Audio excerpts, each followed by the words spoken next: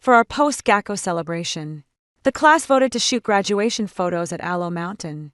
I immediately contacted local guides and mandated helmets, ropes, and GPS trackers for everyone. The cost is 880 yuan per person.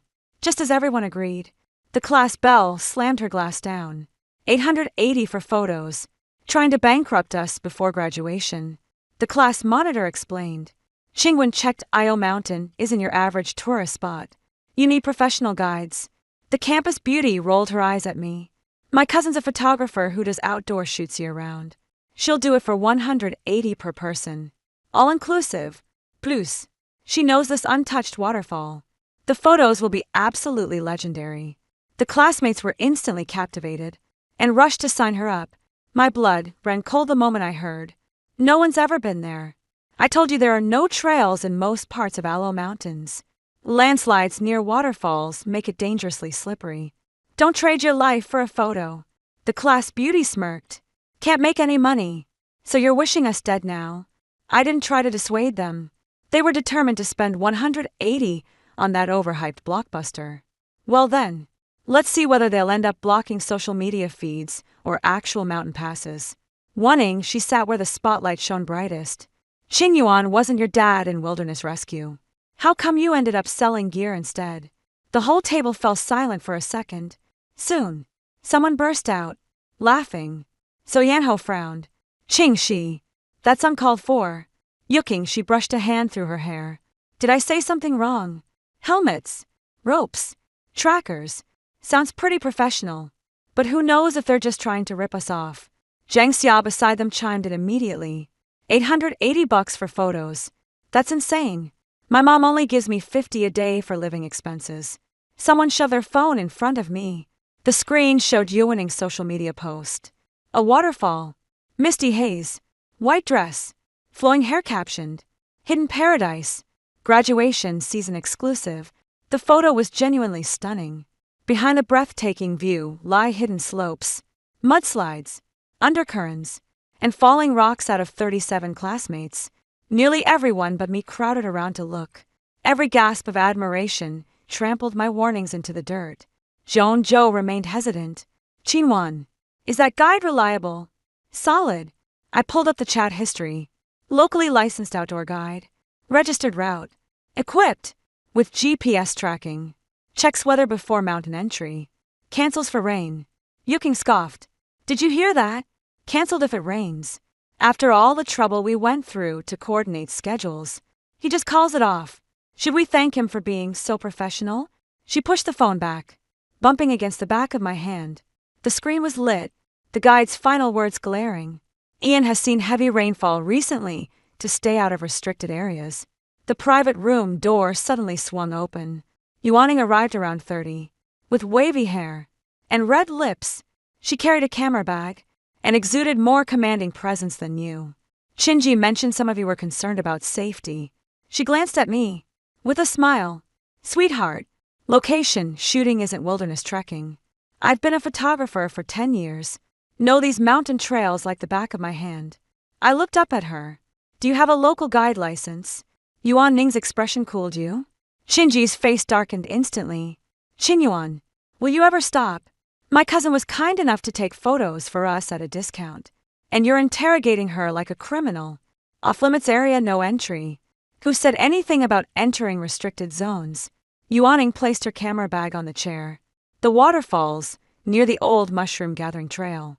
Just because it's undeveloped doesn't mean it's impossible. My heart sank the moment those words were spoken. The old path mushroom foraging untouched wilderness. Every word screamed danger. I turned to Zhou Yanhe. Class rep, don't sign it. Zhou Yanhe held the registration form, his fingers pausing at the edge of the paper. Yuangxi's eyes suddenly welled up, with tears. Qingwen, you've been like this since freshman year. Always micromanaging everything from policing our water breaks during military training to herding us like sheep on field trips. And now even monitoring our spending after the Gao. Her voice quivered, with just the right amount of wounded pride.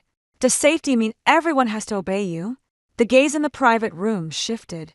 The onlookers who had been enjoying the spectacle now turned impatient stares my way. Someone muttered, still acting like a hall monitor after graduation. Another chimed in quickly. Her dad's on the rescue team.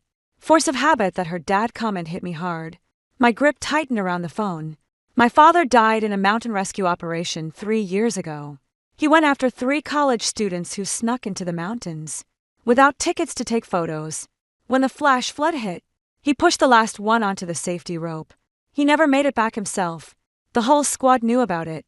But knowing doesn't mean respecting. Yuking, she said softly. Your father's act of saving people was noble. But you can't use that to morally blackmail us. So Yayan's expression changed. Ching she. But it was already too late. The laughter in the private room died abruptly, replaced by a fresh wave of awkwardness. Yuaning seized the moment to sigh. I get why she's like this after what happened to her family. It's natural to see danger everywhere. That single act of understanding twisted all my warnings into post-traumatic hysteria. Yuking snatched the registration form from Zhao Yanzhou's hand. She signed her name at the top before passing the pen to the person beside her. Sign if you're interested. Pass if you're not. The pen made its way down the line. The paper was filling up with signatures when it was Joey and Jaja's turn. He glanced at me. I said, You're the class monitor. If you sign, others will follow. Ingshi leaned back in her chair. With a smile. Class rep, who actually brings their mommy on a graduation trip. Joanne had gritted his teeth as he signed the paper. The moment the pen tore through the page, Yixuaning raised her phone. All right. Transfer the deposit. 80 in the group chat. Meet at the school gate tomorrow at 6:30 sharp. The payment notifications kept pinging one after another. I stood frozen like someone unanimously voted off the island by the whole class. Ingshi thrust the registration form in front of me. Qinyuan. Still going. Fine. Pay 180 yuan. Then quit the scare tactics. The moment she finished speaking, a new message popped up in the class group chat. Yuking changed the group name to Epic Deification on Ailao Mountain. The next second, she kicked me out of the group. 2. The morning mist still lingered at the school gate. A white minibus was parked roadside, its body adorned with 4 bold pink characters reading graduation photo tour by the door sting in a white spaghetti strap dress, her feet clad in soft lambkin flats. Her smile froze the moment she spotted me. What are you here for? My backpack contains a raincoat, first aid kit, headlamp, whistle, and 2 backup GPS devices. I'm not going with you. I'm waiting for the guide. Zhou Yanzhou stepped out of the car with the name list in hand. Qinyuan, didn't you quit? I never quit. I handed him another confirmation form. My dad's former teammate heard you're heading to Ailao Mountains and helped me reconnect with our old guide. They're patrolling the open route today. I'll go with them. Yuking expression darkened. What's your problem? We're minding our own business, and you're having us tailed. Yuaning leaned out from the car window. Sweetheart, we're all out for a good time. No need to make it feel like a funeral procession. A burst of laughter erupted in the car amid the laughter. Zhang X's show is live streaming on her phone. OMG. Fam, can you believe this? During grad photo shoot, we ran into this paranoid Karen. She paid 880 for her package, but came to flex on his peasants. With our 180 deal, the camera lens was shoved right in my face. I raised my hand to block it. Don't take my picture. Zhang Xia dramatically recoiled backward. Oh, she's getting worked up. Ingshi stepped closer, lowering her voice. Qinwan, I know you're not okay with this. It's been 3 years. Every class activity has been your responsibility. Now that everyone's choosing me, you can't stand it, can you? I looked at her. I just don't want anyone to get hurt. Then don't jinx it. She suddenly reached out and grabbed the tracker on my backpack. What's this? Before I could answer, she had already yanked it out and held it up for everyone to see. Look at that. She actually brought a tracker trying to play hero in the mountains. Joinjo reached out to take it back. Shinji, stop fooling around. Yuking stepped back, laughing even louder. Qinwan, didn't you say this thing could save lives? Let me test that for you. The tracker flew from her hand and smashed against the concrete curb. The casing split open, ejecting the battery. 2 seconds of dead silence followed. I bent down to pick it up. My chest tightened as if squeezed when my fingertips brushed against the broken shell. This is an old device my dad left behind. I worked on it until midnight last night just to get it running again. Iwending honked the horn impatiently. You coming? The mountain light won't wait for us. Students squeezed onto the bus clutching dresses, makeup bags, balloons, and bouquets. Nobody bothered asking if the tracker still worked. Joey. And Joe stood beside me, his voice, and barely audible. Sorry, Chinyuan. I'll keep an eye on them, and steer clear of danger. UGIS shout came from inside the car. Class rep, if you don't get in now, we're leaving. Without you. Zoe and Heo closed his eyes briefly before turning to board the vehicle. My phone rang. Guide. Uncle Chin messaged. Where are you now? The clouds are hanging low today. Might rain this afternoon. Stick to the boardwalk route. The white minibus started moving. The car window rolled down slowly. Yu Ching, she held up her phone, aiming it at me in the shattered tracker on the ground. Chinyuan, when our photos go viral, don't forget to like them. The wheels splashed through a filthy puddle, flecking my trouser cuffs, with mud as the tail lights of the car disappeared around the corner. Uncle Chin's SUV pulled up to the school gate. The first thing he asked was, which line does that train go to? I showed him the waterfall photo from Yishwening's social media. Uncle Chin's face darkened instantly. This isn't the scenic area. Can we find it? We could, but we shouldn't go. He handed the phone back to me. That place collapsed last year. The whole village avoids it now. The old path's been closed for ages. There were 2 more teammates in the back. One named Sanangji, the other Lu Winglan. Lu Tinglan frowned at the shattered tracker in my hand. Someone smashed it. I nodded. Uncle Chin didn't ask further, and opened the car door. Get in first. The cell signal started cutting out after the SUV hit the mountain road. The class group is gone, so I can only watch Jan Xia's live stream inside the minibus.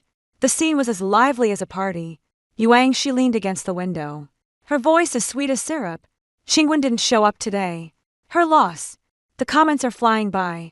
180 shots in this hidden gem. Jackpot. That girl totally killed the vibe. Waiting for the epic shots. The camera pans past Jojo. He bent his head to type. A few seconds later, I received a private message from him. We won't go too far in. Just snap a few shots. And leave. I was about to reply when the driver's voice suddenly came through the live stream. Professori, this road isn't on the GPS. Yuanging smiled and said, follow me. I've been here before. Uncle Chin slammed on the brakes. Tires screeched against gravel as the car jolted. His eyes were glued to the fork in the road on the live stream. They took the wrong turn. 3. There were no road signs at the junction. Just a wooden stick stuck at an angle in the mud, with a faded red cloth strip hanging from it. Uncle Chin pulled over and checked the map. This path leads to the abandoned T-Horse Road. The front section is still passable, but the backstretch was cut off by a mudslide. Sanangji got out of the car to check the road. The car passed just a moment ago. The tire tracks are still fresh on my phone screen. Zhang Xiao's live stream was still going on. Someone in the car asked, why is the road getting narrower? Yuanging's voice remained calm and composed. Secret spots are all like this. Do you really want to take the same tourist photos as everyone else? She shot back instantly. If you're scared, get out and walk. Don't hold everyone up. The camera shakes to focus on Zhou Yanho. He stood up, gripping the back of the chair. Mr. Yi, pull over. I need to check our location. Class rep, don't be a buzzkill. Zhang Xiao pointed the camera at him. Tell me, guys, has our class rep been brainwashed by Qingwen? Laughter filled the car once more. Joey. And Joe's face gradually drained of color.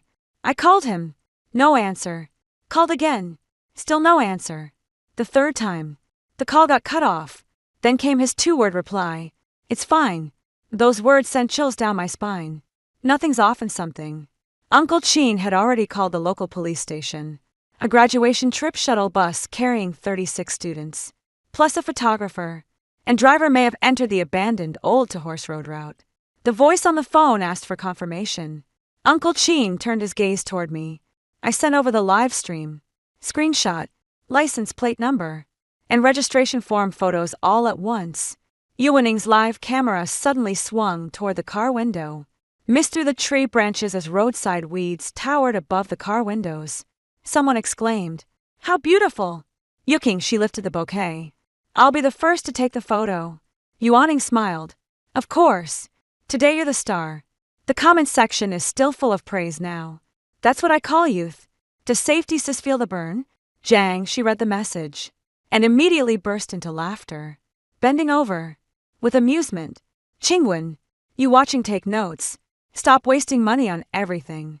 Lu Tinglan leaned in, cursing under his breath after seeing the screen.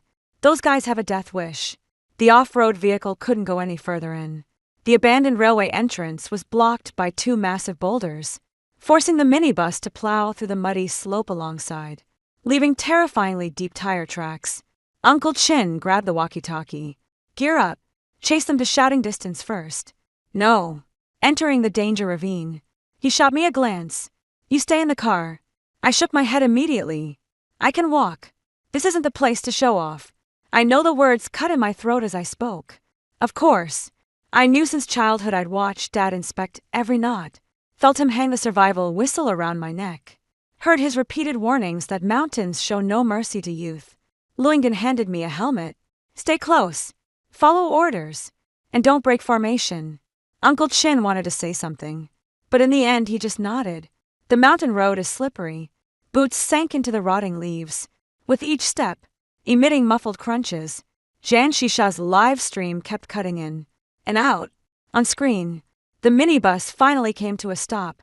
Yishwaning instructed everyone to disembark and change clothes. Girls complain about mud splashing onto their skirts, while boys are busy moving props. Not a single person was wearing a helmet. No one looked up at the sky. Zhao Yanhao walked up to Yuaning. "No signal here. We'll shoot for half an hour and leave." Yuaning was adjusting the camera. "Not looking up. You're paying 180. Not giving me money to command you." And she walked over as well. "Class leader, if you're scared, just wait in the car." Ho Yanhao clenched his jaw when he spotted Zhang's on camera, swallowing his anger. "All I ask is that you don't go any further." Yuanging suddenly looked up.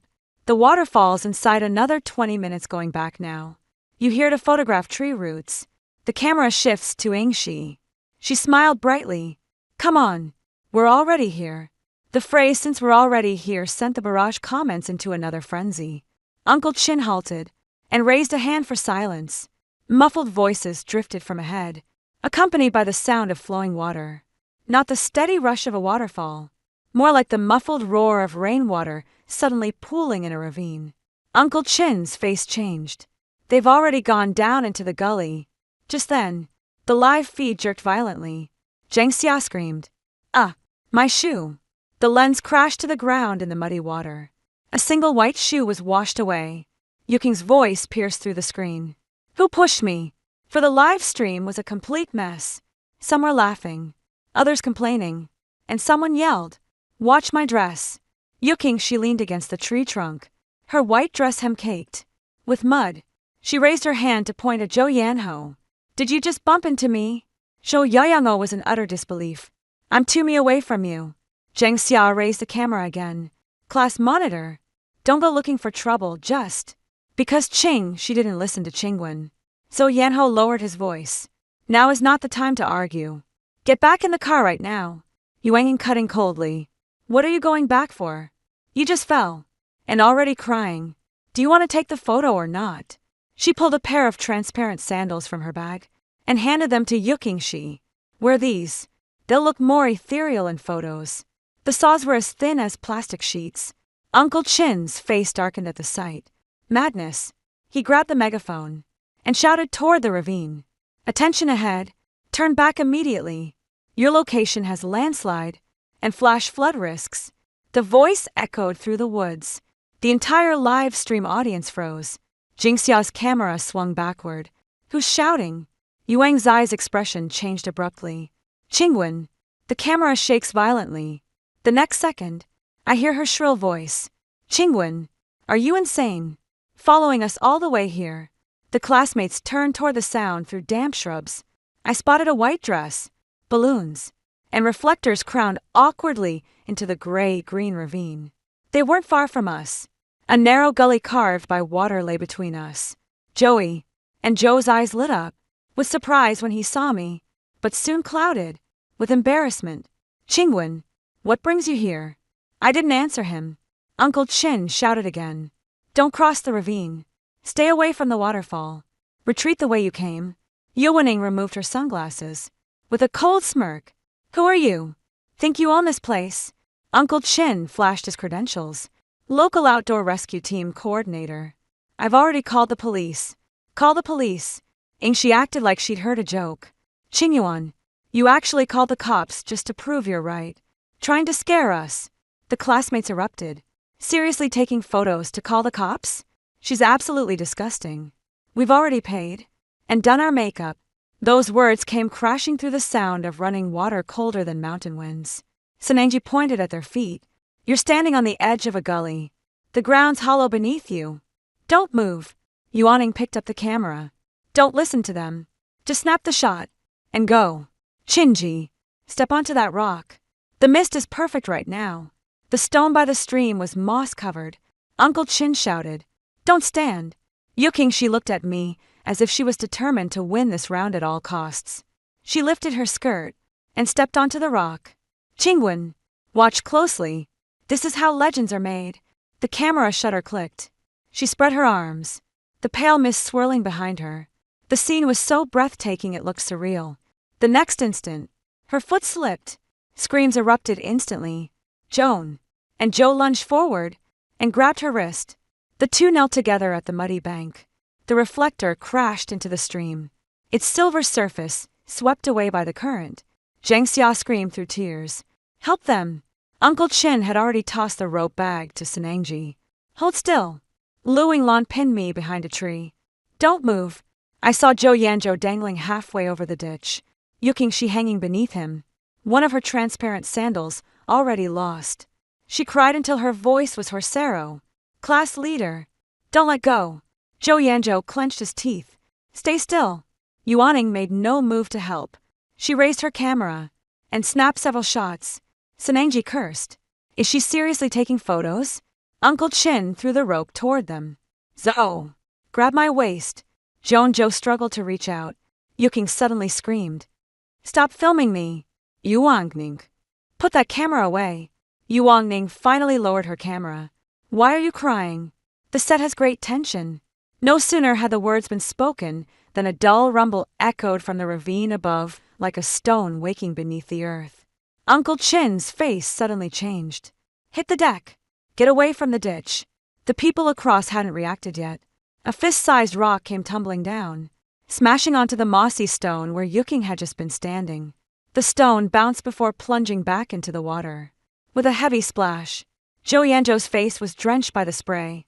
His hand slipped momentarily. Yuking's eyes screamed suddenly pierced the air. 5. The rope finally looped around Yuking Shi. Senengji and Lu Tingon pulled together. Zhao Yanhao braced against the muddy ground, pushing her upward when Yuking Shi was dragged ashore. Her face was smeared with mud, knees scraped raw, and her white dress had turned into a filthy rag. Her first instinct wasn't gratitude. She charged at me instead, hand already raised to strike. The blow never landed. Lu Tinglan intercepted her wrist. What are you doing? Yuang Shi's eyes were bloodshot. Happy now. Qingwen. I almost died. Are you satisfied? I watched her trembling hands. Was I the one who told you to leave if you hadn't brought people to scare me? Would I have fallen? She broke free from Lu Yinglan and ran crying towards Jono. Class monitor. Why didn't you catch me just now? Do you also think I deserved it? Joan Jaja's palms were covered in blood.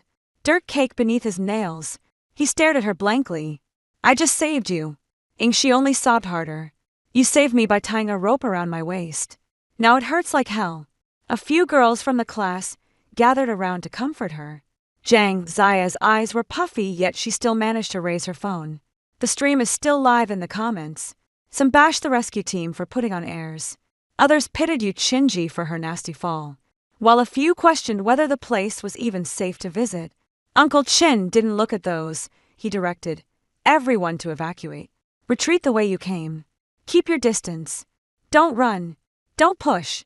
Yuaning blocked his path. My camera bag is still inside. Forget it.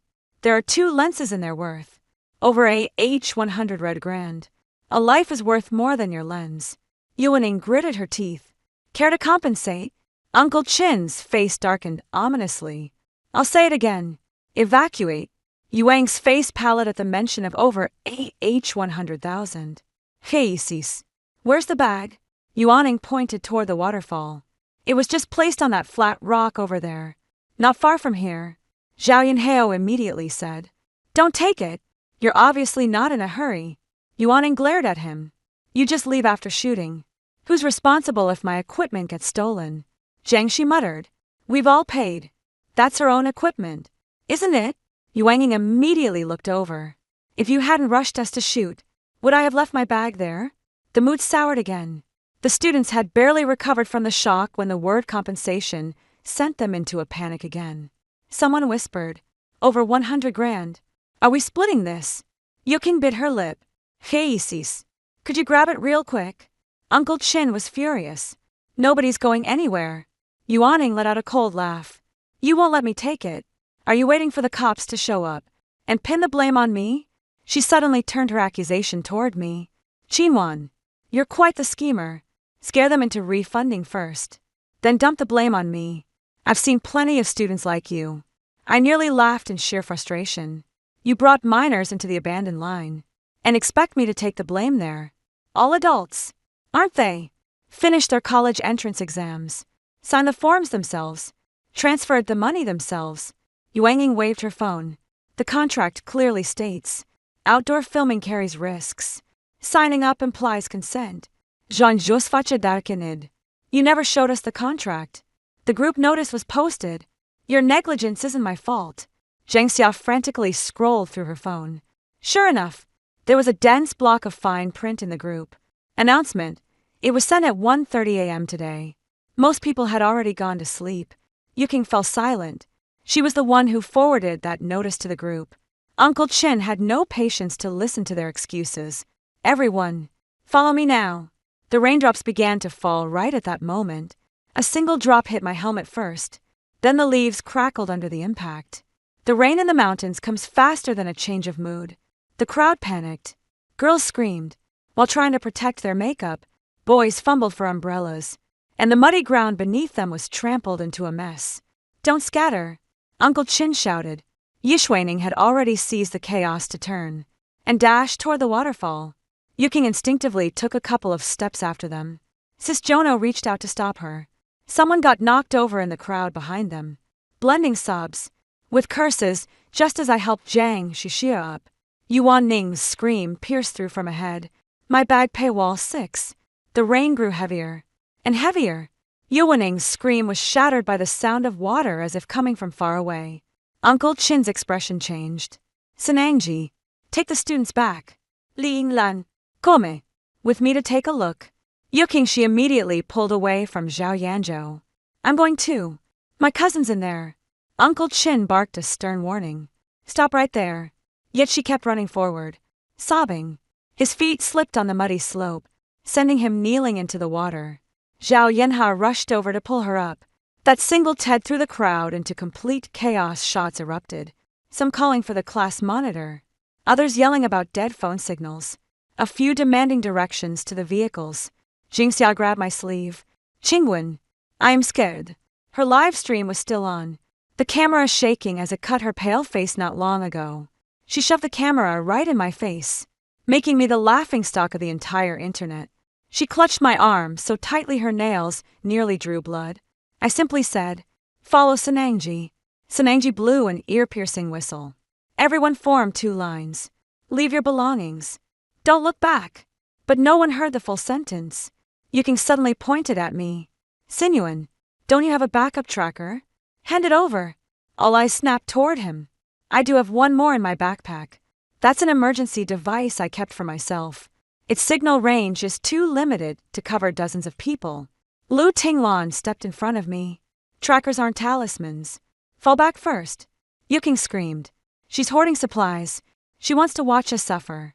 The words landed like a spark in gasoline. The same people who'd been begging for help moments ago began closing in. Qinwan, what's the harm in sharing? With everyone. Aren't you the safety expert? If you'd just given us one each earlier, none of this would have happened. Rainwater trickled down my chin. The familiar faces around me suddenly felt foreign. I told you all to bring it, but you refused. Zhang Zai's voice was horsero. Who could have known? Something like this would actually happen back then. Shut up! Uncle Chin roared. Keep yelling, and none of us are getting out of here. Before the words faded, a dull thud echoed from the depths of the ravine. Not thunder. The sound of mountains collapsing as rainwater hollowed their core. The ground trembled in response. The screams drowned out the rain. Uncle Chin made up his mind. Without hesitation. Retreat. Sanangji dragged the first few students back. So Yanha hoisted the classmate, with a sprained ankle onto his back, urging everyone to keep up. Yuking, she remained motionless, sitting in the mud. My cousin hasn't returned yet. Uncle Chin gritted his teeth. I'll go find her. You all get out of here. I don't trust any of you. She glared at me, with eyes full of hatred and fear. You'll abandon her there, and claim she deserved it. That sentence sent chills down my spine. But what chilled me more was seeing her close friends stop in their tracks. If She's staying, well, wait. 2. What if Professor E comes back any minute? The rain's too heavy. Getting lost now would be even riskier. Sanangji's voice cracked. With urgency. Staying here is the real danger. No one moved. Emotions are harder to control than a mountain flood. Uncle Ching glanced at the water level. The color draining from his face. The stream that once reached only ankle deep now rose past the calves. Branches, rotten leaves, and white balloons floated on the murky water. Luing handed me the spare rope. Keep an eye on the rear column for me. I nodded. Yuking, she suddenly lunged at me and grabbed my backpack. Give me the tracker. The backpack strap dug into my shoulder as she yanked me forward, making me stumbled. Jang, she reached up to flip it. 2. Qinwan. Just take it out first. Someone shoved me in the chaos. My back slammed against a slip tree trunk, helmet ringing from the impact. My backpack zipper was yanked open. First aid kits, raincoats, and headlamps scattered across the ground. The tracker fell out. 2. Yukin grabbed it like her life depended on it. Look, she's got it after all. She pressed a few buttons, and the screen flashed a red low battery warning. What do you mean it's useless? The spare battery is in the side pocket. My voice was drowned out by the rain. She didn't catch my words, and just hurled the tracker at me. Worthless trash. The locator hit my shoulder before splashing into the muddy water. Luing charged over, his face livid. Enough! Just then, Uncle Chin's angry shout rang out. Found it! Don't come any closer. We looked over at the same time in the curtain of rain. Yuanging stood by the waterfall clutching her camera bag. A dark crack split the flat stone beneath her feet. 7. The black crack raced across the stone surface. Yuaning glanced down, and her expression finally changed. Help me! Uncle Chin was closest to her. He flung the rope over. Grab the waist. Don't hug the bag. Yuaning clung desperately to her camera. Bake. My whole life savings are in here. Throw it away. No way. She bent down to pick up the dropped lens cap. The flat stone beneath her feet suddenly gave way as a scream pierced through the valley. Uncle Chin lunged forward and grabbed her wrist. The camera bag hung heavy on her shoulder. Pulling downward, Yuan Ning's face contorted in pain. Bay ma bag. Luing rushed over to help. Sangji shouted, students first.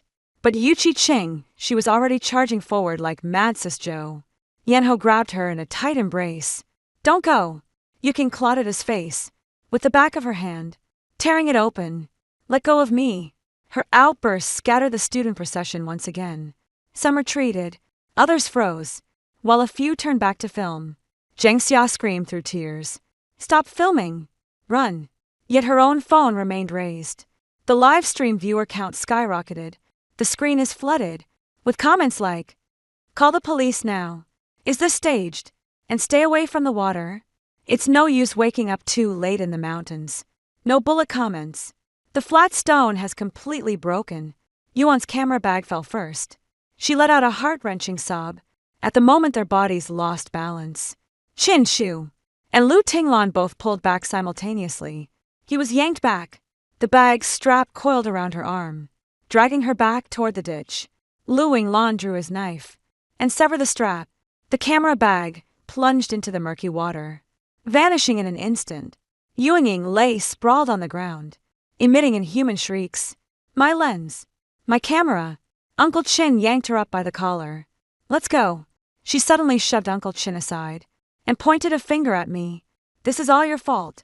If you hadn't called the cops, I wouldn't have had to grab the bag in such a hurry. I stood in the rain, my shoulders still throbbing with pain at that moment. It all just felt absurd. A person can be so shameless that even a mountain flood can't wash away their filth. Lu Tinglan said coldly, "One more word, and I'll drag you away." As Yuanying was about to curse again, the current beneath her feet suddenly surged. A scream came from Sanangji's direction. The water's rising. The narrow ditch we came through was now split by muddy waters. The crossing spot we'd easily stepped over had doubled in width. The lead boy tested the water. It surged up to his knees in an instant. He recoiled in alarm. Can't get over it. Uncle Chin made a quick assessment. Fall back to the high ground on the left. We can't push through. The steep slope on the left is covered with dense forest, but it's safer than the ravine. Sanangji led the way. Grab the roots, not the moss. The crowd finally began to move. Fear kept them obedient for a while. The rain had turned the soil to mush, making every step uphill a struggle. A classmate in sandals cut their foot on a rock, wailing that they couldn't go on. Someone dragging a suitcase had it kicked away by Sanangji. You'd risk your life for a damn suitcase. Yuanying, she was being dragged along by Zhao Yanho and another guide. She kept crying and cursing the whole way. It's all Qinyuan's fault. If we'd taken her damn 88 yuan tour package, none of this would have happened. The words stung like needles, making me halt mid-step. Zhang Xia suddenly turned back to look at me. Yeah, Qingwen, why didn't you stick with it? I can't believe my ears. Did I not persist? If you really cared about us, you should have stopped the car instead of storming off. Someone immediately chimed in. You knew it was dangerous, yet you still let us come. Your dad's in rescue work. You must have known something would go wrong. The rain blurred his vision, so Yanho finally snapped and yelled, Are you out of your minds? You brought this on yourselves. Yuking shouted back for tears. If she knew so much, why didn't she call the police to stop the cars? Why didn't she warn us about the landslide? She just wanted to watch us regret it. Shut up. Save your strength. Uncle Chin snapped over his shoulder. But those words had already sunk deep into my heart. I was forced to the edge of the slope, the ground crumbling beneath my feet. Lu Tinglan reached out to pull me, but another hand grabbed my backpack first. Yuanying, she had somehow broken free from Zhou Yanha. Her face was with rain and tears, her eyes burning with venom. Give me the battery. Let go. No. She yanked it violently. The ground gave way beneath me, sending me sliding down the slope. Lu Tinglan lunged forward and grabbed my wrist at that exact moment. Someone dislodged a rock from above. The rock grazed my helmet before crashing into the murky water below. The helmet vibrated so hard it numbed my head. Luing gritted his teeth and held me upward. Yuanying, she clutched my backpack, sinking into the mud as she rummaged through the side pocket for spare batteries. She smiled. Found it. 8. The backup battery powered up the tracker, and the screen flickered back to life. Yuking, she lifted it, with the reverence of holding a sacred relic. We've got a signal. Everyone, follow me. Uncle Chin's face turned pale. That's a tracker, not a navigation system. Yuking, she completely ignored them. A blinking dot on the screen became her imagined exit. Zhang Xixia asked tearfully, Qingxi, can we get out? Yes. She looked up at me. Qinwen hid it, because she didn't want us to know she was acting. The locator's waypoint marks the safe rally point we set before departure. From our current position, the direct route cuts through a ravine. The only viable path requires skirting the high ridge. But a crowd driven by fear believes only in the nearest direction. So Yanzhou stepped in front of her. Let's go. With Uncle Chin's call, Yuking screamed, Get away! You almost got me killed. Just now. The words left Joy and Zhou frozen in place. That moment of hesitation was deadly. A dozen or so classmates followed Yuking to the right. Yuanying followed as well. She kept muttering about the camera bag, but her eyes were locked on the tracker. Stop him! Uncle Chin shouted at Sanangji. Sanangji took 2 steps in pursuit when the ground suddenly gave way beneath his feet. He knelt on one knee, nearly slipping down the slope. Lu Yinglan shoved me toward Zhao Yanha. Freeze! He and Uncle Chin gave chase together. The rain fell so hard I could barely keep my eyes open. A white skirt flickered between the trees before vanishing into the mist. The remaining people stood frozen, weeping in terror. Zhang, she slumped against the tree roots, her phone screen still glowing. The live stream chat finally stopped hurling abuse at me. The comments section was flooded with the same warning. Don't go with her. But those beyond the screen couldn't see it. Joining Joe helped me up, his voice trembling violently. Qinwan, I'm sorry. I don't have the strength to answer. The first scream suddenly echoed from the foot of the slope. Then came the second and third screams in quick succession, as if an invisible hand was dragging someone into the abyss. Zhang Xia covered her ears and screamed. What was that? Uncle Chin's whistle pierced through the fog. Urgent. Shrill. And intermittent. That's the retreat signal. Lu Yinglan rushed back, with blood trickling from a branch scratch across his face. They've reached the edge of the ravine. There's a collapse ahead. Uncle Chin dragged the young man back. With him, the boy's pant leg was torn open, his knee a bloody mess, trembling so badly he couldn't speak. Where are the others? Joe. Yo's voice had changed. Uncle Chin was panting heavily. Yuking, she went downstairs, with a few people, and Yuaning was down there, too. No sooner had the words been spoken than the locator's distress alarm blared. The sound came from down the slope, one after another like a death nail. Yuking, she finally knew to press the emergency button. Just because she's holding the locator doesn't mean rescue will magically appear.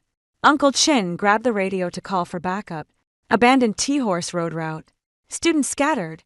Personnel fell into a ravine requesting mountain rescue and medical support. The radio crackled, with static on the other end. The signal keeps cutting in and out. The mountain rain tore every word to shreds. Sangji herded the remaining students uphill. Move. Don't stop. Zhang Xia grabbed me in tears. Wilshing Elfti. I watched the fog rolling down the slope. I don't know. Not knowing this truth is crueler than any answer. On the high slope stood an abandoned forestry shed. Its roof was broken, barely keeping the rain out. The dozen remaining people huddled inside, shivering with cold. Zhao Yinhao counted the number of people. There were originally 36 students. There are only 15 left in the shed, including the recently rescued injured. There are 16. Yuking took at least 20 people. With her, Yuan Ning and the driver have also disappeared. The driver was the last one to leave the minibus. No one knows when he lost track. Zhang, she's live stream, finally cut off due to her phone getting water damaged. The shed fell into silence. Time passed indeterminately before footsteps sounded from outside. Everyone looked up through the mist. Yuaning stumbled and climbed up. She was covered in mud, blood on her face, and clutched the locator device tightly in her hand. Joey and Joe rushed out. What about the others? Yuaning lifted her head, her lips tinged purple. The water washed it away. A wave of sobbing broke out in the shed. Yuaning looked past everyone, her gaze settling on me. She held up the locator as if it were evidence. It was Qingwen stuff that led us astray. 9. The rescue team arrived when night had fully fallen. The flashing red and blue police lights cut through the rain like an open wound across the mountain pass. Yuan's words made everyone in the shed turn their eyes toward me again. Some eyes held fear, others suspicion. Zhou Yanzhou stepped in front of me. The tracker isn't navigation. Yuking, she stole it. Yuaning screamed hysterically. Who can prove it? The live stream cut out. Everyone's gone. Her word against nothing. Zhang Xia raised her phone. With trembling hands. The stream didn't fully cut off. There's a replay. Yuan Ning's face went rigid in an instant. The police officer who rushed from down the mountain took the phone and slipped it into a waterproof bag.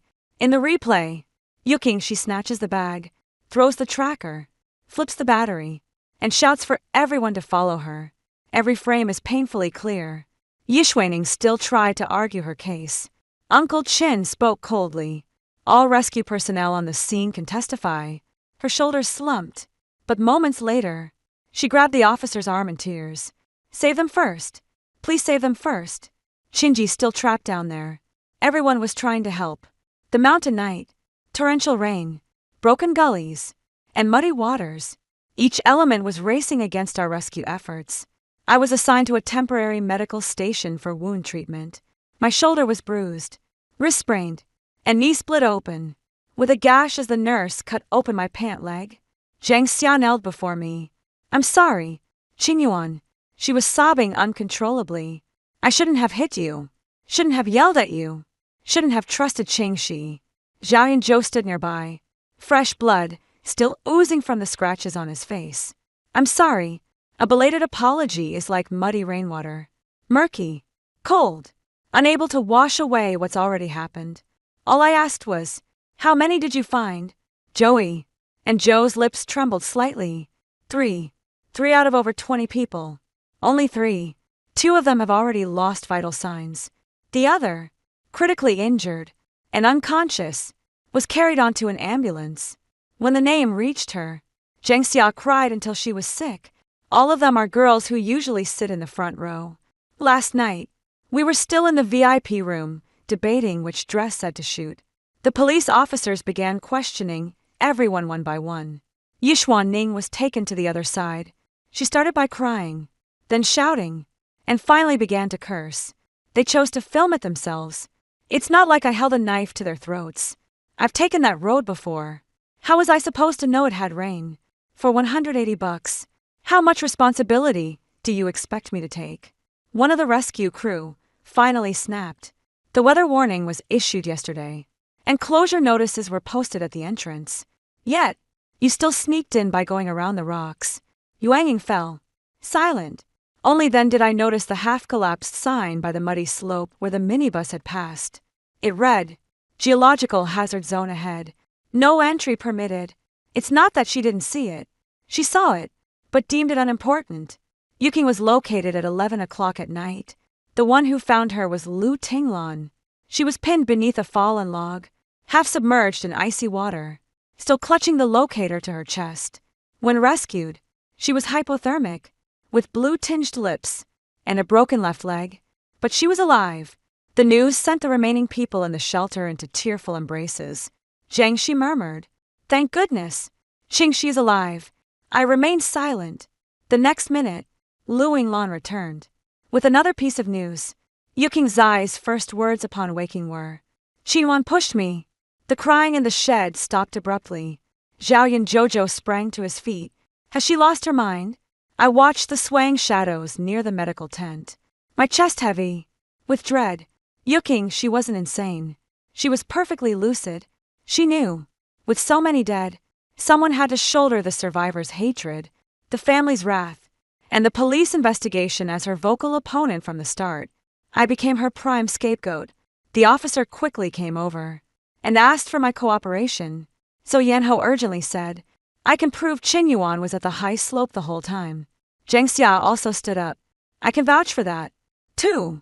The officer nodded. We'll look into it outside the medical tent. Yu Qing, she lay on a stretcher wrapped in a thermal blanket.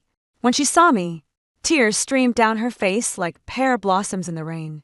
Qingwen, I know you hate me, but you can't push me down just because I don't listen to you. Family members began arriving at the mountain pass, one after another. Cries, shouts, and accusatory voices blended into a chaotic uproar. Yuang Zai's mother rushed to the stretcher, then turned and charged straight at me. How could you hurt my daughter? Lu Tinglan shielded her just before the slap landed. So Yanho rushed toward me. His voice, Auntie, it wasn't her. Yuang, she lay on the stretcher, tears streaming down her temples. Monitor, stop defending her. I saw everything, with my own eyes. In the distance, the rescue team carried down another stretcher draped in white. The edge of the white sheet revealed a mud-caked transparent sandal. Yuking's sob suddenly choked off. That was the other shoe she'd left by the stream. 10. The rain finally stopped at daybreak. The mountain pass was jammed, with police cars, ambulances, and vehicles of grieving families. What was hyped last night as the ultimate graduation trip photo shoot became breaking news. Scrolling across local broadcasts, Police barricaded the abandoned railway entrance. The toppled warning sign stood upright again, its lettering washed starkly clear by the rain. Hazardous geological zone ahead. No entry permitted. Officers seized Dwaining's phone, camera, payment records, and group announcements. The waterfall photo from her social media feed was also uncovered. That so-called undiscovered paradise. And the photo wasn't actually her own discovery. It's an old photo posted by a hiker on a forum 3 years ago. The last comment on the post read, "This route has collapsed. Do not attempt." Yuaning cropped out the comment, keeping only the photo. Yuking's phone also contained her chat history. With Yuanging, "Sis 880 is way too steep. Help me one-up Qingyuan. Relaxed students are easy marks. Just snap some aesthetic shots. I'll make sure the whole class knows her act is trash. Throw some shade at her later. When the drama blows up, I'll gain followers. No conspiracy. No deep-seated grudge. Just vanity. Cheap thrills. Reckless bravado. And sheer irresponsibility. Step by step, they drove themselves into the abyss. When the police showed me the chat logs, Joey, and Joe stood nearby, his face as pale as paper. He murmured, "All for this. Just for this. Just to beat me once to save 700 yuan for the WeChat chat moments grid." To hear someone say, "You're so young and full of life. 17 lives never saw the dawn." The follow-up search and rescue operation lasted 3 days.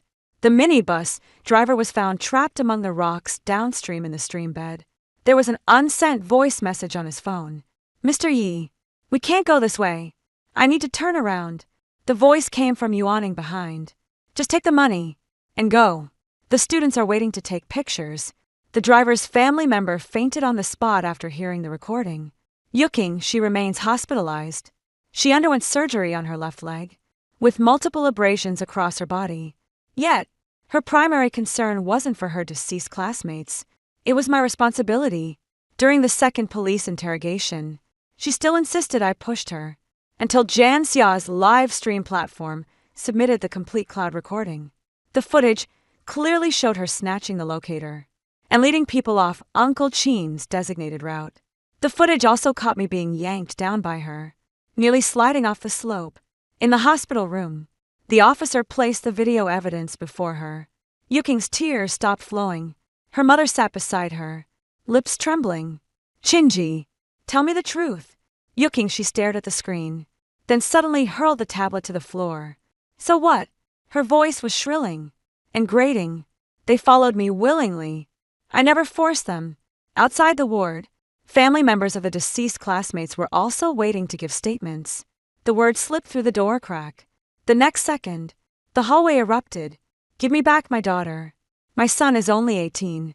You took money to bring people into the restricted zone. And now you say you didn't force them." She shrank under the covers. In fright, Yuaning was taken into custody in accordance with the law. Authorities are investigating allegations of organizing unauthorized entry into restricted zones and potential gross negligence in connection with the incident, with both police and cultural tourism departments involved. Her account, once used to attract business, was exposed, leading tours without certification, false advertising, stealing old photos, removing risk warnings. Each accusation was like a nail, pinning her to the cross of public outrage. Yuking, she is facing additional scrutiny for allegedly seizing relief supplies, misleading classmates to leave the group, and making false accusations after the incident.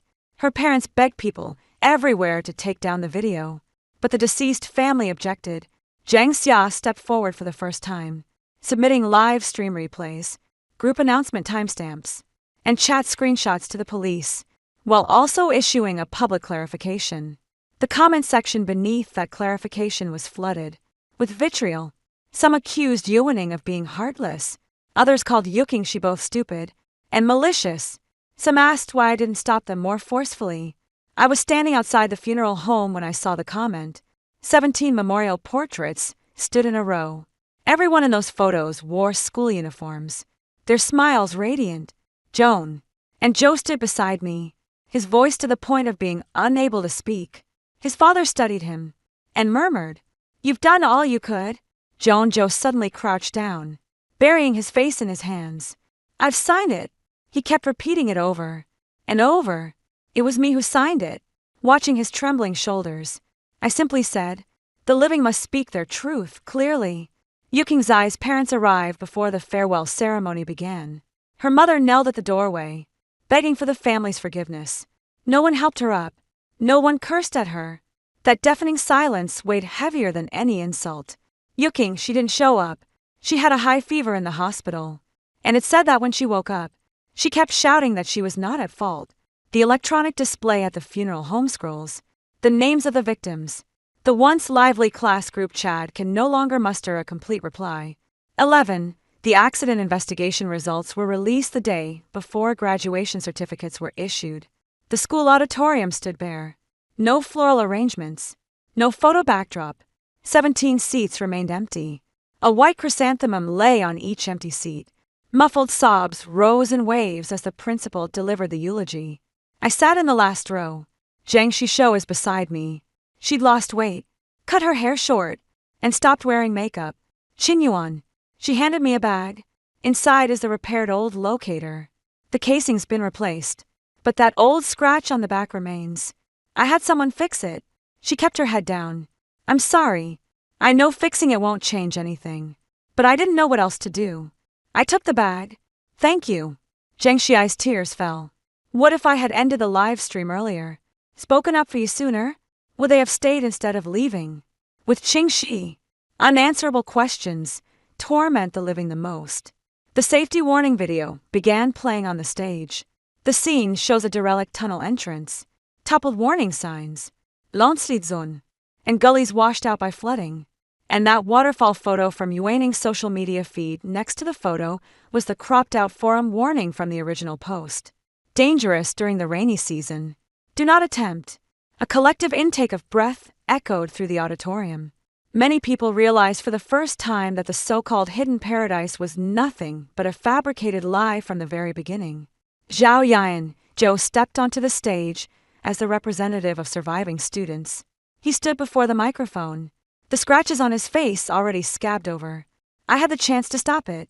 His voice cracked on the very first sentence. Qinwan warned me. The guide warned me. The weather warned me. Even the warning signs warned us. But I was afraid of being called a killjoy, afraid of being called a coward, afraid of offending my classmates. When I signed my name, I thought it was just another choice. He looked up at those empty seats. Only later did I realize some choices can't be undone. With regret, someone burst into tears in the auditorium. Zhou and Zhou took a deep breath. I apologize for my cowardice and will cooperate fully with the investigation to clarify the facts. After speaking, he bowed deeply to the empty seat. He remained bowed for a long time. The diploma felt cold in my hands when it was handed to me. The homeroom teacher's eyes were red and swollen. Qinyuan, the school has applied for you to receive awards for bravery and emergency assistance. I shook my head. No need. This is what you deserve. I don't want awards earned for tragedy.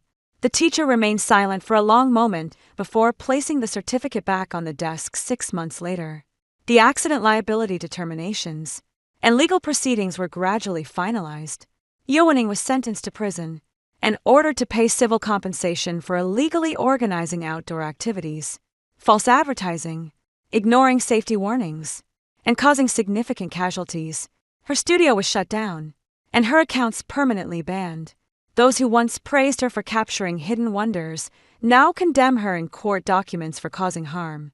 Yuking, she doesn't bear organizational responsibility like Yuaning did. Yet, the investigation report documents her seizing rescue equipment, leading classmates off safe evacuation routes, and falsely accusing others after the incident. Families of multiple victims filed civil lawsuits against her. The school revoked all her eligibility for awards and recommendations. The art college that had initially offered her guaranteed admission revoked its acceptance after reviewing her application materials. Jiang, she mentioned that Yuking Zai's family sold their house to cover the compensation and moved away from the city. Her leg hasn't healed properly, and she walks with a limp. She used to love wearing white dresses for photos, but now she smashes things whenever she sees a camera. Yuaning broke down in tears several times during the trial. She said she just wanted to make money and never intended to harm anyone. In the family seating area, a mother held her daughter's school uniform and calmly asked her, "You never meant to harm anyone, but did you ever think to save someone?" Yuaning was at a loss for words. Zhengxia sent a photo. The Ailao Mountain Accident Warning Education Base has officially opened, with a sign standing at its entrance. It bears no photographs of individuals, just a single sentence. Nature yields no path to ignorance. 17 white chrysanthemum bouquets were arranged beneath the sign. The end. Story 2. My child was just 3 days old when my husband Henry died in a sudden accident. In my previous life, my mother-in-law suggested that Jason, my brother-in-law, carry on both family lines, but I, being strong-willed, refused. I raised the child all by myself, playing both father and mother. On the day we held the celebration banquet for my son's admission to Peking University, my husband Henry, who had been dead for 18 years, returned. With him came Amelia, his childhood sweetheart, and the one who got away. At the banquet, they staged a tear-jerking reunion, with the son I had worked so hard to raise, playing on an emotional parent-child recognition scene. That's when I discovered the child I had sacrificed so much for was actually Amelia, and Henry's illegitimate son. My son was swapped out right after birth, left by the roadside to freeze to death. Overwhelmed with grief and rage, I coughed up blood and died, never expecting a second chance at life. This time, I didn't refuse my mother-in-law's proposal for Jason to carry on both family lines. 3 days after giving birth, my husband Henry went out to hunt pheasants for my tonic soup, just like in our previous life, and fell off a cliff, leaving no remains behind. When the news of Henry's death arrived, my mother-in-law, Gloria, wailed uncontrollably in the yard outside my house. She alternated between mourning the loss of her precious son and cursing me as the jinx who brought death upon her child. Just like in a past life, Gloria pinned the blame for Henry's death squarely on me. She believed that if I hadn't been greedy for me, Henry would never have gone hunting for pheasants in the mountains. And had he not gone up there, the tragedy would never have occurred. I owe their family a life debt. No amount of servitude in this lifetime could ever repay it. Instead of being consumed by grief like in my previous life, I sat quietly on the bed listening to Gloria's wailing outside. Having lived 2 lifetimes, I know exactly what kind of person my mother-in-law Gloria is. Her carrying on like this is simply because she's afraid I'll abandon the child and leave. She's trying to shackle me with moral obligations, forcing me to raise the children and slave away for their family without a single word of complaint for the rest of my life. In my past life, I was foolish enough to believe Gloria's constant brainwashing and convince myself that I was the one responsible for Henry's death.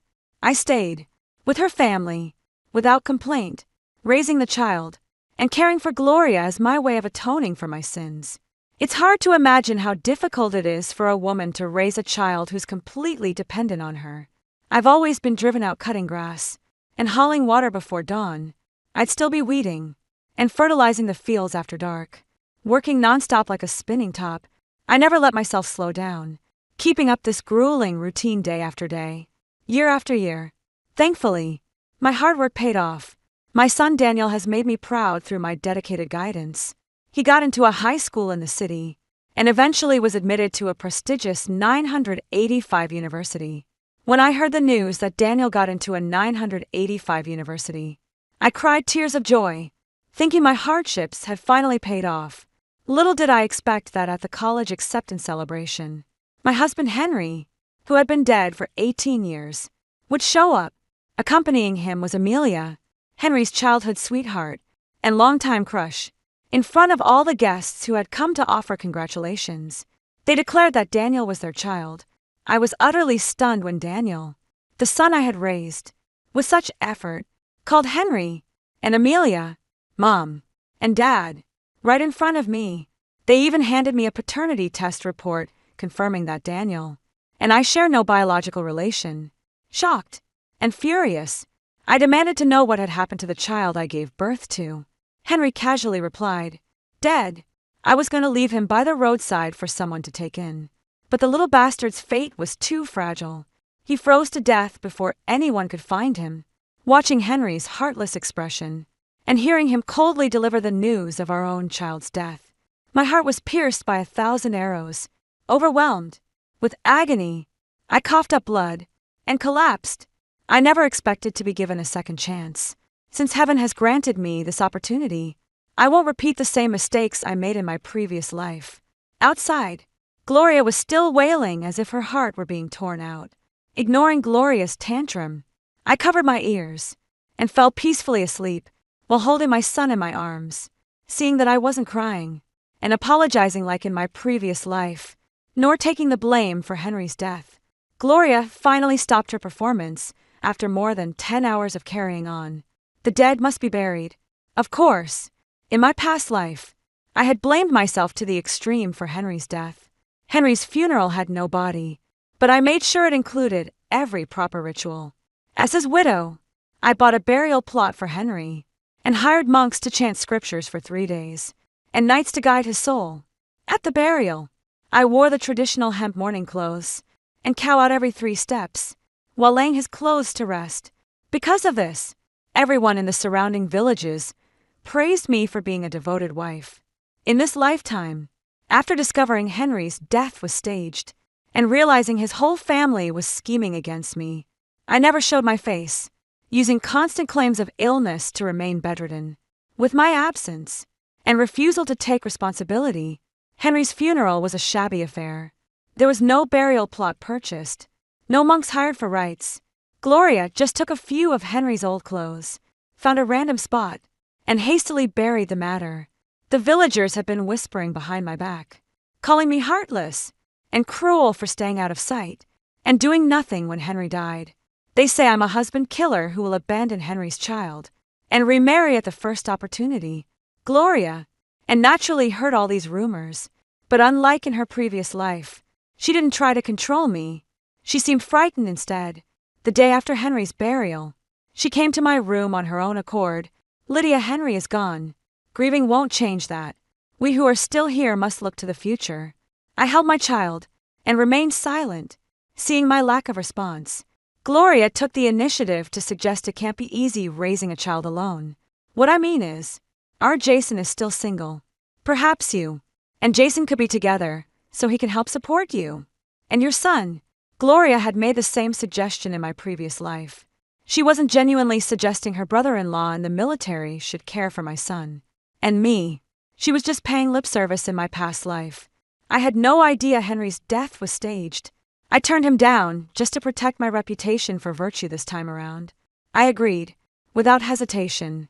I'll follow your advice, Mother. No objections here. When she saw how readily I accepted being with Jason, Gloria's face twisted like she'd just bitten into something vile. But words once spoken are like water spilled. There was no taking them back. A month later, I married my brother-in-law, Jason, who's a year older than me, and we made it official. 18 years flew by in the blink of an eye, and I devoted myself even more to raising my son Felix than I had in my previous life. Felix was a very obedient and sensible child. He never gave me any trouble, excelled in his studies, and was a truly filial son to me, his mother drawing on the experiences from my past life. I made a different choice this time around. I'm no longer just toiling in the fields day after day, completely at the mercy of my own sweat and the whims of nature. Instead, I'm leveraging my past life experiences to get a head start by setting up a small street stall business in the county town. In my previous life, when I went to deliver money to Daniel at his school, I chatted with a food vendor nearby and was absolutely stunned to learn they were pulling in over 100,000 yuan monthly just from selling snacks this time around. I'm determined to seize this golden opportunity and secure that 6-figure monthly income for myself. With limited capital, I started out as a street vendor. Gloria was furious when she learned I planned to start a business in town instead of staying home to serve her. And she tried everything to stop me. She wanted to keep me tied to her side in the countryside like in our previous life, working like a beast of burden at her beck and call. Of course, I wouldn't listen to her. Seeing my determination to leave, Gloria threw a tantrum, rolling on the ground and making a scene. What about me when you're gone? What about the child? I sneered. Felix is my child, and I'm obviously taking him with me. As for you, you're still young. Can't you support yourself? My stance was firm, and Gloria couldn't stop me, especially with Jason standing firmly behind me in support. Seeing that she couldn't stop me, Gloria had no choice but to give up on the day I left. Gloria made it crystal clear. Lydia, if you walk out that door today, don't even think about coming back. I will never let you set foot in my house again. She was convinced that once my business failed, I'd come crawling back to beg for her help, but returning was never an option for me. No matter how tough things got, I was determined to stick it out. I'd never go back to the countryside to be Gloria's slave. Using my savings along with the money Jason sent me, I started out as a street vendor. Step by step, I expanded the business until I finally rented my first storefront. We expanded from a single storefront to 10 locations, eventually growing into a chain brand. While working hard to build the business, I never neglected my son's education. I always kept Felix with me since the day we left. Rain or shine, he stayed by my side while I ran the business. This routine started when Felix was just 3 months old and continued until he began elementary school. During school days, he attended classes, and on breaks, he'd bring his books and join me at the market stall. Felix is a sensible and obedient child who truly enjoys school, consistently ranking at the top of his class. Hard work paid off. Felix was admitted to the best high school, while my business reached new heights to ensure Felix could get into a top university. I invested in hiring the best tutor for him. After 3 years of intense preparation, Felix lived up to everyone's expectations and achieved the highest score in the province, earning the title of top scholar. Word quickly spread that Felix had topped the provincial college entrance exam rankings. School administrators and Education Bureau officials came to our home to offer their congratulations. Our house was suddenly bustling with visitors. I didn't hold back either. Returning to my hometown, I went all out and hosted a 188-table celebration banquet for Felix's academic achievement. I invited Felix's teachers, classmates, school administrators, and even the Education Bureau officials to this grand banquet. When word got out that I was hosting a college celebration for my top-scoring son, journalists reached out asking to cover the event. So, my son, Felix's college send-off became the talk of the town, a grand affair that drew attention far and wide. Days before the event, the village was decked out, with banners hanging all over, both inside and outside the community. Felix's high school seized the opportunity to run promotional campaigns everywhere, and soon the story spread like wildfire.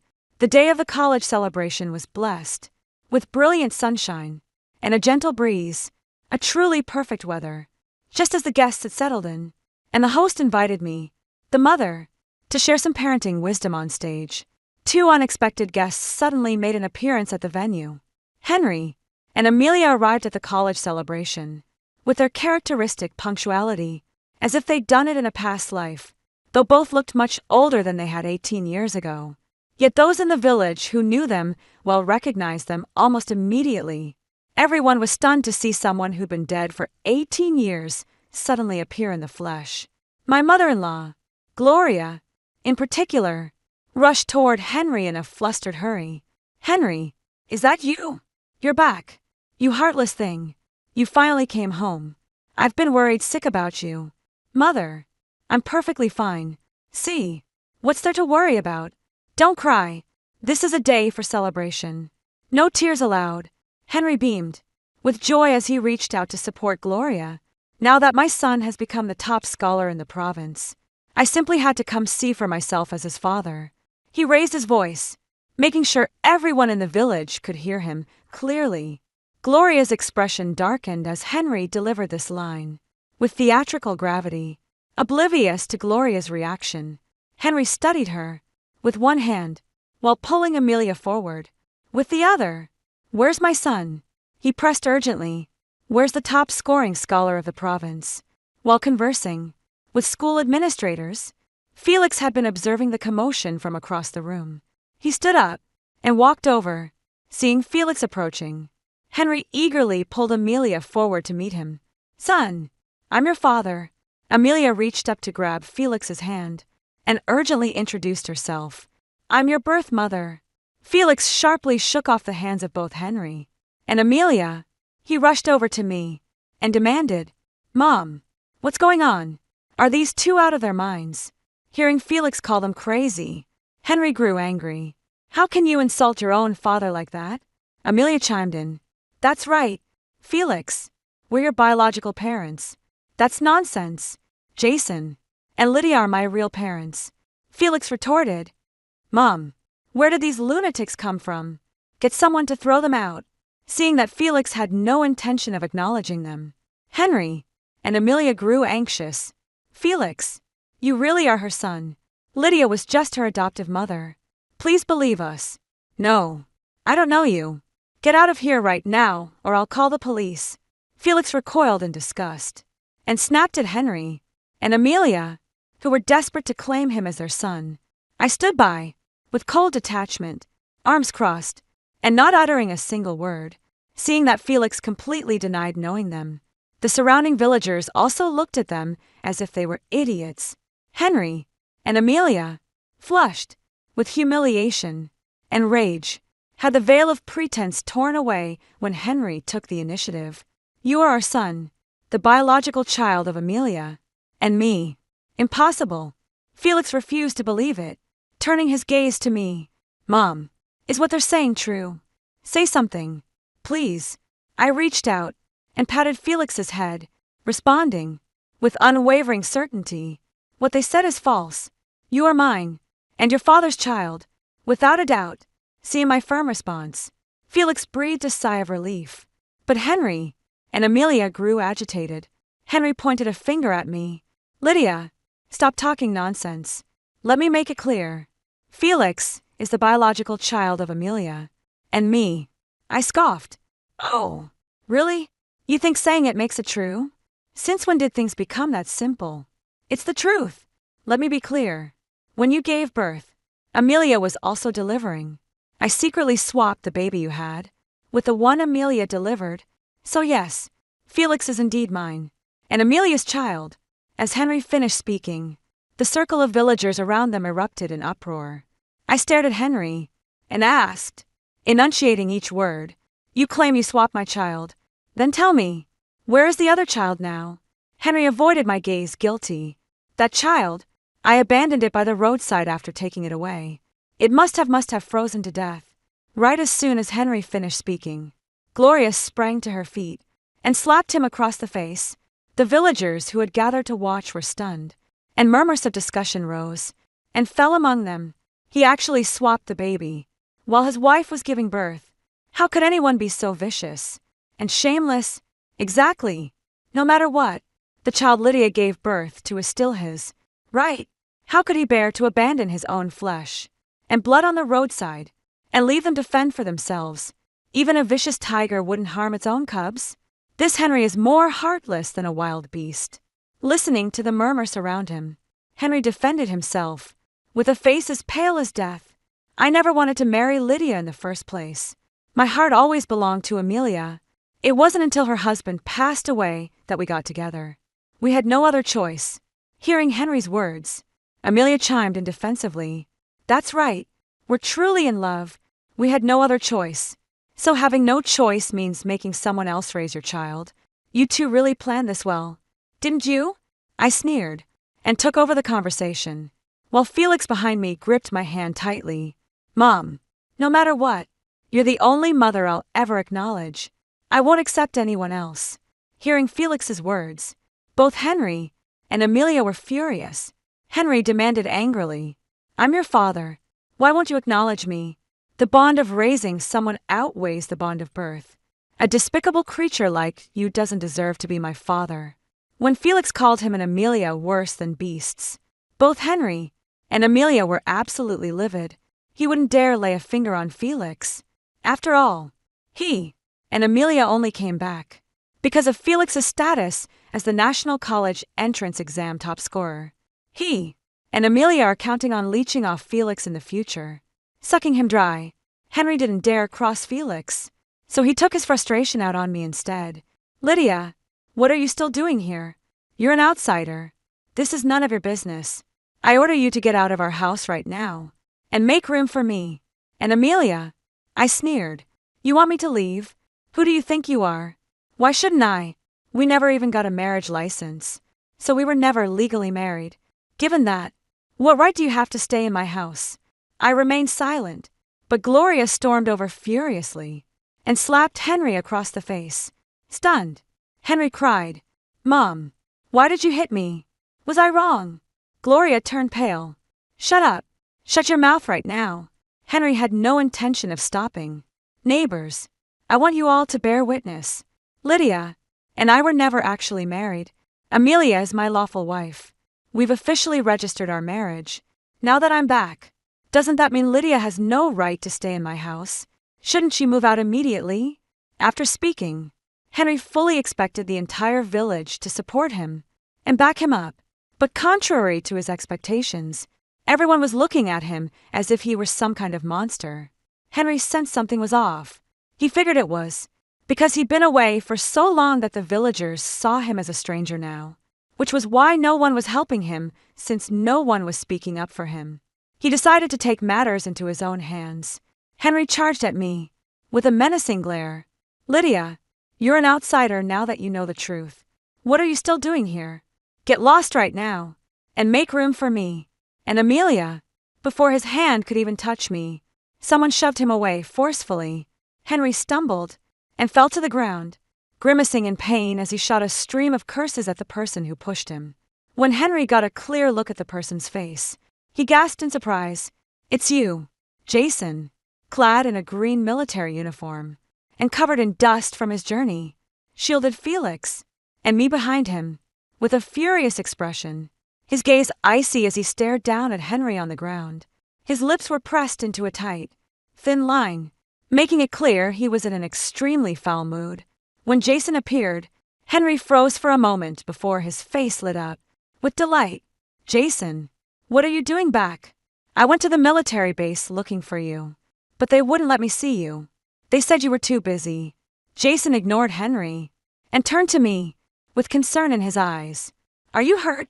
No. I shook my head seeing Jason talking to me and completely ignoring him. Henry angrily got up from the ground and came over. Jason, you came at the right time. I was just looking for you. What do you want? Jason looked at Henry with a cold gaze. Henry felt a bit intimidated by his stare. Over the years, he had faked his death and taken Amelia out to live a carefree life, leaving all the family responsibilities to Jason and me. He had always assumed that Jason would leave the military and come home to work tirelessly with me, supporting the family.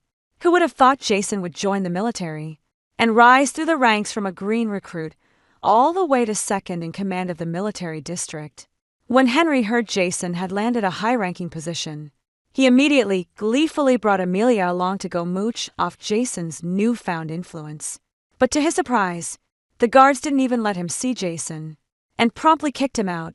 Henry lingered around the military base for a while, but came away empty-handed and nearly got himself arrested. They had no choice but to leave in frustration, already scheming to ask Gloria to persuade Jason into securing them 2 cushy jobs with high salaries. Little did they expect to hear the news that Felix had become the top scorer in the National College entrance exams. This was absolutely delightful news that brought immense joy to Henry and Amelia. The two immediately rushed back to their hometown village without delay and publicly acknowledged their familial ties right then and there. Just when the family reunion hit a snag, Jason showed up out of the blue. Talk about a lucky break. Ignoring his pain, Henry scrambled to his feet and eagerly approached Jason. Jason, what brings you back? He asked. Jason fixed a menacing glare on Henry, sending a chill down his spine. Though puzzled by Jason's intense stare, Henry remained convinced that his brothers, Jason, would stand firmly by his side. Henry seemed to have found his backbone, pointing a finger at me as Jason shielded me. You're back just in time. This Lydia woman is being unreasonable and stopping me from reclaiming Felix. Help me put her in her place. I scoffed. Henry, what gives you the right to have Jason deal with me? Of course, I have the right. I'm Jason's own brother. Who else should he listen to if not me? Henry's found himself a backer now, So he's feeling bold, reaching toward Felix behind me. Son, come over to your dad. Don't stand by that woman. Felix glared furiously at Henry. Precocious and sharp, he'd already pieced together the whole story from Henry's account. He couldn't accept having someone like Henry as his biological father. Mom, is that man really my father? Of course not, I said gently, patting Felix's hand. Son, I raised you myself, and you're my biological son through and through. Your father isn't Henry, it's Jason. Hearing this, Felix's expression finally softened. Over there, Henry and Amelia were absolutely livid at my words. Lydia, what nonsense are you spouting? We've come back and told you the truth. So why are you still stubbornly clinging to this misguided path? Hand over the child now, and we might even throw you some cash for your years of drudgery. Don't say we didn't warn you when things get ugly. Henry and Amelia's smug, self-assured expressions made me burst into laughter. These two fools actually thought I'd obediently raise their son according to their grand plan. Too bad for them. They've miscalculated completely since I've been reborn. Why on earth would I repeat the same mistakes and slave away for them again? From the very day I was reborn, I started plotting. I've been eagerly looking forward to this day. You could say I've been waiting for Amelia and Henry to show up and claim their child just like they did in my previous life. I've endured these 18 long years of suffering. In my past life, they revealed everything at the graduation banquet. After all my efforts raising him, that ungrateful son Daniel turned his back on me, acknowledged Henry and Amelia as his parents, and literally drove me to my grave. With rage this time around, after 18 years of meticulous planning, what awaits Henry and Amelia is the living hell I've carefully crafted for them. The reason I've kept the truth hidden all this time is to see if my biological son would make the same choice as that thankless Daniel from my previous life.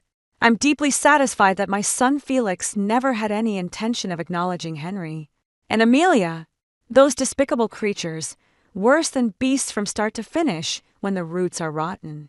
How could anything good ever grow from them? That ungrateful wretch from my past life was Henry's bloodline. He inherited none of my kindness, but all of Henry's cruelty, ruthlessness, and shamelessness. As for my Felix, who carries both my blood and none of his biological father, he would naturally never make the same choice as that thankless Daniel from the previous life. This is the living embodiment of blood being thicker than water. With a whirlwind of emotions, I held Felix's hand and smiled at Henry. Henry, don't tell me you thought Felix was Amelia's child. Take a good look in the mirror. You wretched pair. What resemblance could you possibly bear to my Felix? At my words, Henry and Amelia simultaneously turned their gaze toward Felix. There was truly no resemblance to be found in Felix's features compared to theirs. After exchanging a glance, Henry blustered. I know exactly what I did when I swapped those babies. Felix is Amelia's, and my biological son, even if he doesn't look like us. I'm absolutely certain he's my child. Lydia, face the facts. Your baby froze to death. Shouting these words, Henry made a move to rush over and pull Felix away from me this time. Before I could even react, Jason stepped in and shoved Henry back first. He glared coldly at Henry. You can eat whatever you want, but you can't just say whatever comes to mind. Who told you Felix is your son? Let me make this clear. Henry, Felix is my son. With Lydia. What? What did you say? Henry stared at Jason in disbelief. Gloria, who had been silent until now, chimed in. Henry, I'm so glad you're back, but you've got it all wrong about Felix. He's not your child. He's Jason and Lydia's biological son. How could that be? Have you lost your mind? Mom, this woman. Henry pointed at me and said, Lydia to give birth back then. I was the one who swapped the babies myself. Felix is absolutely my child. With Amelia, Felix isn't your son. He really isn't. Felix is Jason and Lydia's child. You have to believe me. I wouldn't get this wrong. Henry, stop making a scene and come home with me. Let's go home first. All right, we can talk about this at home. Gloria looked extremely upset as she grabbed Henry's arm and kept repeating those words. How could Henry possibly believe there was any mistake? With the child he had personally switched, his gaze was fixed intently on Jason. And me, Jason, in his military uniform, wore an expression of stern authority. I was elegantly dressed, with fair skin, and a distinguished demeanor that made me look nothing like someone approaching 40. Standing next to Jason, we looked perfectly matched. Henry rubbed his eyes in disbelief, looking at me, then at Amelia standing beside her. Back when they ran off together, Amelia was fresh and radiant, so why does she look a full 20 years older standing next to me now? He was completely smitten by Amelia's beauty back then, single-mindedly determined to elope with her. Now that he's realized her looks have faded, and she's become a veritable hag compared to me, you can imagine how disappointed Henry felt, especially when he saw me being protectively held in Jason's arms. Henry completely lost it. He shouted angrily, "Jason, did Lydia seduce you? Did she use her charms to bewitch you? Shut up! What nonsense are you spouting? Lydia and Jason are legally married. Their union is recognized by law and completely legitimate." After saying this, Gloria reached out to pull Henry away, but he refused to budge. "I have to get to the bottom of this. Didn't Lydia marry me back then? How could she have a child with Jason if Felix is Jason? And Lydia's child? Then where is the child I switched now?" After all the bickering, we finally gotten to the heart of the matter. I looked at Gloria with a smile. "Mom, Henry wants to know the whereabouts of his and Amelia's child. Would you mind telling him so he can stop worrying about it?" Gloria hesitated on the verge of speaking, and I let out a scornful laugh at the sight. I raised my voice sharply. "Daniel, your birth parents are here for you. Get over here now."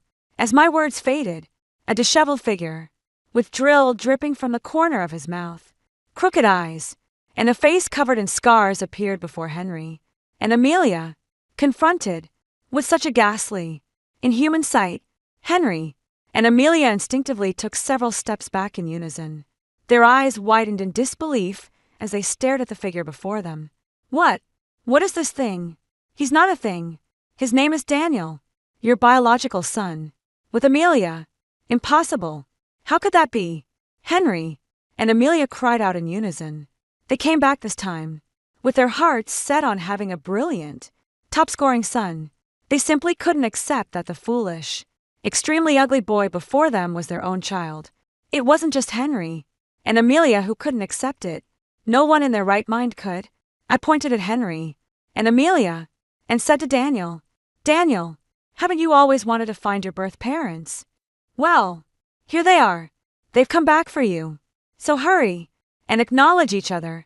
Daniel's twisted mouth drooled as he stumbled toward Henry and Amelia, with slurred speech from his gaping lips.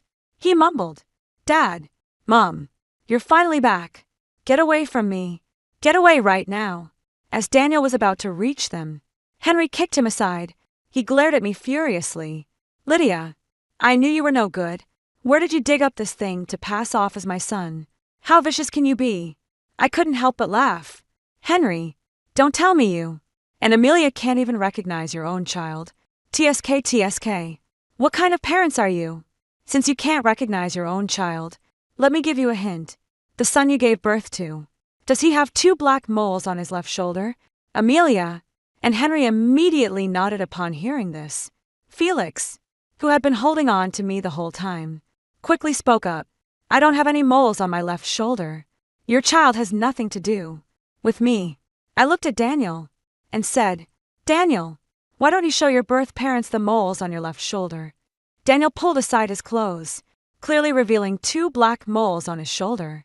Henry and Amelia widened their eyes in disbelief, denying in unison, "Impossible. Absolutely impossible. How could we possibly have a child like him?" "Exactly. If your baby-swapping scheme had succeeded, you would have pulled off a cuckoo's trick, letting others raise your son, while you reap the benefits. But this world operates on justice. Heaven wouldn't stand for such vile, shameless acts, which is why your despicable plot failed." "What do you mean by that?" Henry and Amelia sensed something was wrong. Their faces turned ashen, and their bodies began to tremble visibly since things have come to this. "I'll lay all my cards on the table. Your attempt to swap the babies never succeeded. When Henry tried to switch my child, I woke up and discovered his scheme. Without raising any alarm, I quietly switched the babies back. That child you shamelessly abandoned on the roadside to die wasn't my Lydia's baby. It was your own flesh and blood, you wretched creatures. Henry and Amelia. As my words hung in the air, a wave of murmurs and whispers rippled through the crowd. My God, what a dramatic switcheroo. I thought this was just some stage performance. Never imagined I'd witness the real thing. With my own eyes. Exactly. Those two heartless monsters thought they could reap the rewards without lifting a finger. Never expected it would backfire like this. This must be what they call reaping what you sow, right? If only they hadn't been so utterly heartless back then. Their own son wouldn't have ended up like this. Amid the surrounding whispers, Amelia and Henry shook their heads desperately. Impossible. Absolutely impossible. Lydia, you're lying. I chuckled. I'm not lying. Everything I said is the truth. Henry, if you don't believe me, think back carefully. Wasn't there an unexpected interruption when you were swapping the babies? I reminded Henry, enunciating each word clearly. Someone came to borrow a flashlight that day, which disrupted your baby swapping plan.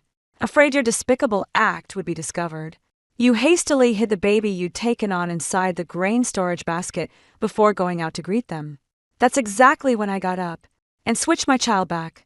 Henry's face turned as pale as snow, and, with my prompting, he finally recalled the incident.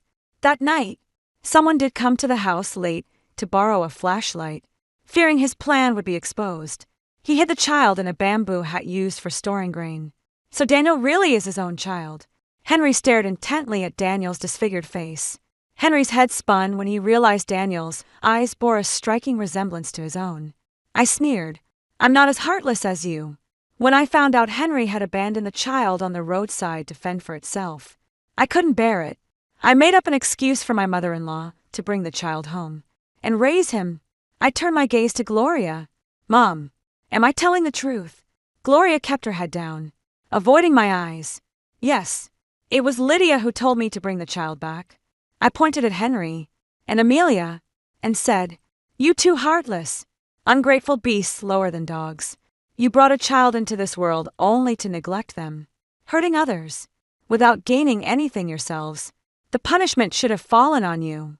But alas, heaven made your child suffer the consequences instead. Henry roared at me furiously. Lydia, how cruel you are if you knew my plan all along. Why didn't you stop me? Why did you stand by and watch Daniel end up like this? It's absurd that even now he's still trying to shift the blame onto me. I shrugged and said, I've already gone above and beyond for you two despicable creatures under normal circumstances. I shouldn't have cared at all about what happened to your child, but I still told your mother, if you don't even want this child yourselves, why would anyone else? What obligation do they have to raise your child? Am I right, Mom? I directed this last question at Gloria, who kept her head down and nearly nodded in silence. Gloria wasn't completely in the dark about what happened back then. She knew exactly about Henry and Amelia's affair. She even helped cover for Henry and Amelia, while I remained clueless and naive in my past life ever since my rebirth. I've been keeping a close eye on them. I saw Gloria secretly giving eggs to Amelia. I noticed Gloria had discreetly prepared 2 sets of baby clothes. She was even aware when Henry and Amelia were planning to swap the babies. She did nothing to stop Henry and Amelia's despicable scheme. She even intended to be an accomplice, and there was no way I was going to let Gloria off the hook. The day after I got my child back, I deliberately told Gloria that I dreamed of a baby crying outside the village Earth God temple. Gloria's face tightened as she snapped that I must have misheard, without exposing her guilty conscience. I unfastened my Felix's clothes right in front of Gloria to show her there were no 2 moles on his shoulders. Then I told Gloria that in my dream, the child at the local Earth God shrine had 2 moles on their shoulder. Gloria was shocked to hear this. Amelia's child had been born half a month before mine. Since Gloria had personally assisted with the delivery, she naturally knew the details about the child. After hearing what I said, she rushed out the door in a frantic hurry. Then at the village shrine, we saw the tragic state of Henry and Amelia's child. Blood is thicker than water. Otherwise, Why would Gloria have been so kind as to take the child in and raise it by her side with a mocking expression? I glanced over the disheveled and distressed Henry and Amelia. I went on to reveal the truth of what happened back then. When the grandmother went to fetch the child, she arrived too late. The child's face had already been mauled by wild dogs, and due to the bitter cold, it had developed a high fever that damaged its brain. Although we did everything we could to save it, the child only narrowly escaped death. From then on, it was left completely disabled. Gloria kept her head down, not daring to meet my eyes. Only she knew what was going through her mind, and I had no interest in figuring it out. I turned my gaze to the trembling Amelia. Now that you're back as parents, the child is in your hands. I hope you'll treat him well. Then I gave Daniel a meaningful smile. Daniel, from now on you can be reunited with your biological parents. We wish you all the happiness in the world. As the truth came to light, Daniel, who had always yearned to find his birth parents and receive their affection, clutched Henry and Amelia tightly, refusing to let go. He kept calling them Mom and Dad through tearful sobs. Henry and Amelia were utterly disgusted by Daniel's desperate display. The two of them decided to make a run for it. Getting back was easy, but slipping away was another story. The villagers surrounded them and even alerted the local police station. With the police and local officials intervening, Henry and Amelia had no choice but to grudgingly take Daniel, now a broken man, back home. Meanwhile, I made sure the villagers had a great time at the celebration before heading back to the city. With my son, Felix, and husband Jason. Felix was in low spirits the whole way. He's been a sensitive and perceptive child since the day he was born. I knew exactly what was on his mind. Jason was driving, and it was just our family in the car. I didn't beat around the bush, and told Felix the truth directly. Felix, you are the biological son of your father. And me. Felix's head shot up immediately. Mom, are you serious? I'm really Dad's biological son, not Henry's. Of course. Jason, who was driving, assured Felix. So, you're our boy, mine, and your mother's. No doubt about it. But didn't you marry Henry before? How could you? And Dad, it was hard to come clean with my son, but I couldn't let him carry that burden. So I had to push past my discomfort. I never slept with Henry. He married me against his will, always pining for Amelia. On our wedding night, I got him drunk and went to find your father. Even now, my cheeks burn with shame at the memory. I was reborn at the worst possible moment.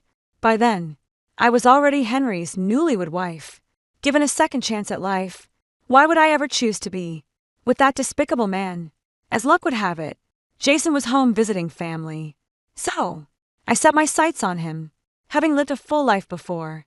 I knew Jason's status would undergo an earth-shattering transformation in the future. That's when I resorted to underhanded means and schemed against Jason. Of course, I'd never breathe a word about my scheming to Jason. I couldn't bear to burden my darling husband with such knowledge. I just told him I've always had feelings for him, and also mentioned how Jason Henry doesn't like me but has a thing for Amelia. After Jason and I slept together, he left town. When I found out I was pregnant, I worried he might deny responsibility later. To my surprise, when I pressured Gloria to confront Jason, he didn't hesitate at all to agree to marry me.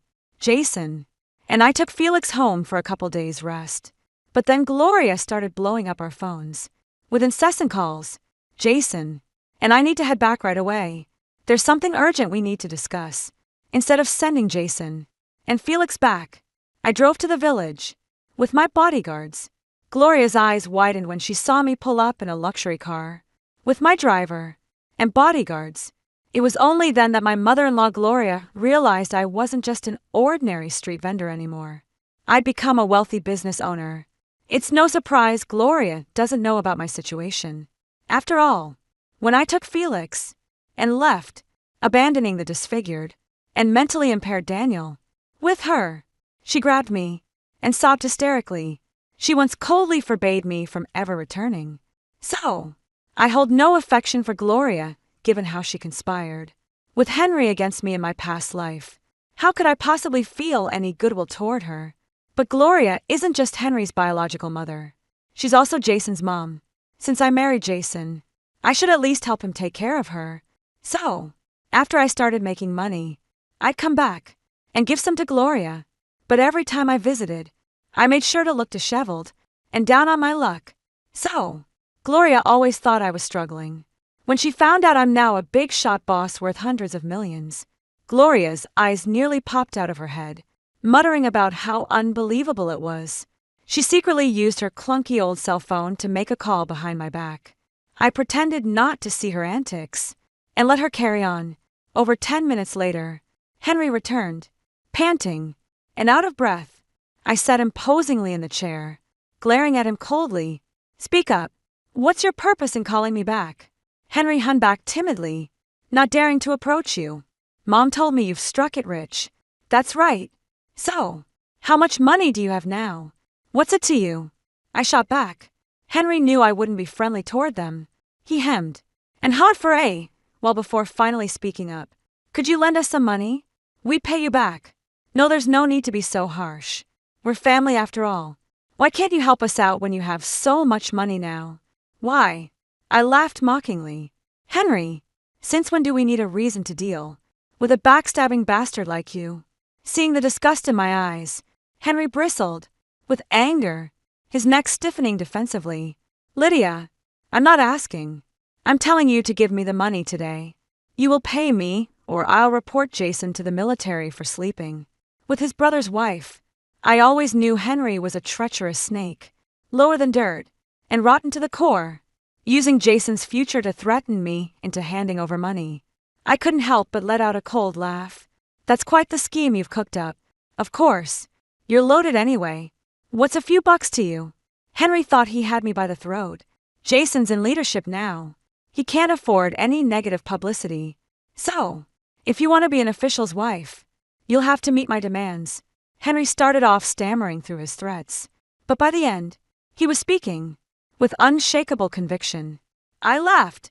"It's not that I can't give you the money, but I hold grudges. The fact that you dumped me is reason enough for me not to want to give you a cent." Hearing this, Henry immediately defended himself.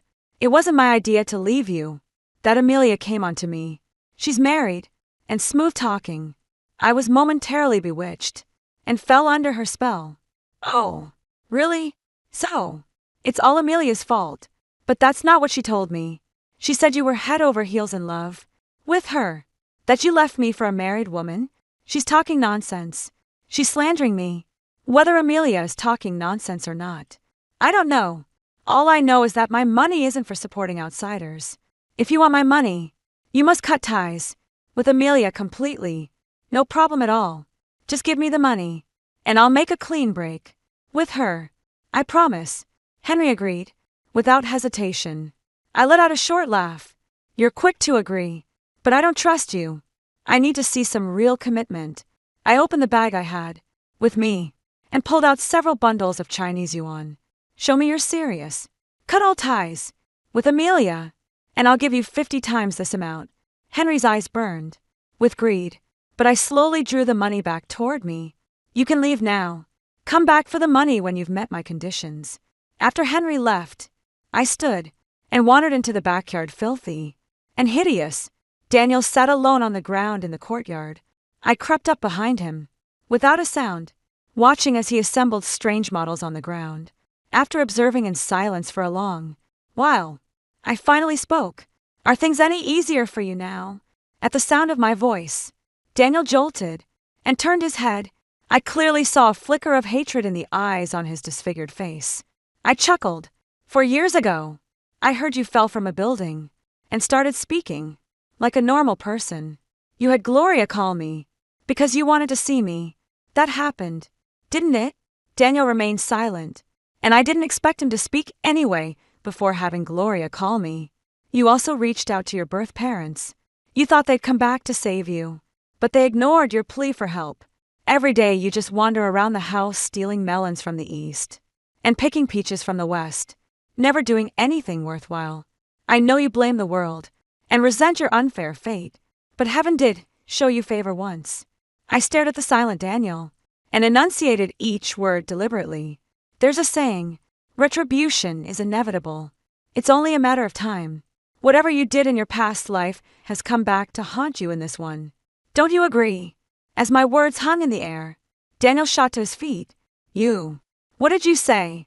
I'm asking if you had it easy in your past life after driving your adoptive mother, who worked her fingers to the bone, raising you to an early grave, after heartlessly reconnecting with your biological parents, after getting into that prestigious 985 university. Did you ever get the life you wanted? I'm guessing someone as ungrateful as you probably didn't. Did they? Daniel's face was a whirlwind of emotions. You. How did you know? Isn't it obvious? If you could come back, why couldn't I? I let out a mocking laugh. I had known Daniel returned 4 years ago, but I never exposed him. I just came back a few years earlier than you. And when I did, I swore I would never lift a finger to help a heartless bastard like you again. So, this is what you've become. Let me guess. Did those biological parents you betrayed everyone to find in your past life ever actually love you? Probably not, right? All they care about is money and profit. They despise you completely. After all, someone like you is just a burden to keep alive, aren't you? Daniel's hands clenched into tight fists as I continued leisurely. Your biological parents are absolute trash. They only see profit. They never wanted an ugly thing like you as their son. They saw no future in you. So I imagine they'd want to get rid of you as soon as possible.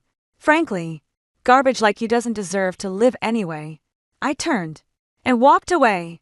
Without another word, I knew Daniel would get what I meant. 3 days later, shocking news exploded through the village. Henry's dead. Daniel's the one who shot him. Police found Henry's rigid body on the mountain, and at the foot of the hill, they discovered Amelia's remains shattered and scattered in pieces. Using the bloodstains and DNA evidence found on Henry, they precisely identified and apprehended Daniel. Amelia was dead, and the dead tell no tales. The only one left to tell the story was Daniel. Daniel is mentally challenged and speaks in a disjointed, incoherent manner from his rambling account. The police managed to piece together one crucial fact. Henry lured Amelia and Daniel up the mountain, then pushed Amelia off the cliff to her death right in front of Daniel. Just as Henry was about to turn on Daniel, Daniel managed to escape. Henry gave chase, leading to a violent confrontation between the two. In the end, Daniel grabbed a rock and cracked Henry's skull open. The star-crossed lovers Henry and Amelia descended into hell to meet their maker together. Having wandered the world in perfect harmony in their past life, they now made a pact to reunite before the King of Helen. This one, there's no denying their love was profound and unwavering. Daniel was diagnosed with severe psychosis and was committed to a psychiatric hospital instead of being sent to prison 3 months after Daniel was admitted to the psychiatric hospital. I went to the psychiatric hospital to visit him. Peering through the iron bars, I watched Daniel's gaunt, tormented figure, and smiled with deep satisfaction. And Daniel saw me charging at him with furious roars, but the iron bars kept him from getting close to me. The nurses on duty interpreted his erratic behavior as a psychotic episode. Daniel was treated to a lovely session of electroconvulsive therapy. Drenched in sweat, he lay limp on the floor, glaring at me with pure venom in his eyes. I crossed my arms and watched the helpless Daniel with a light laugh. Just stay here and atone for your sins from now on. This is what you owed me from your past life.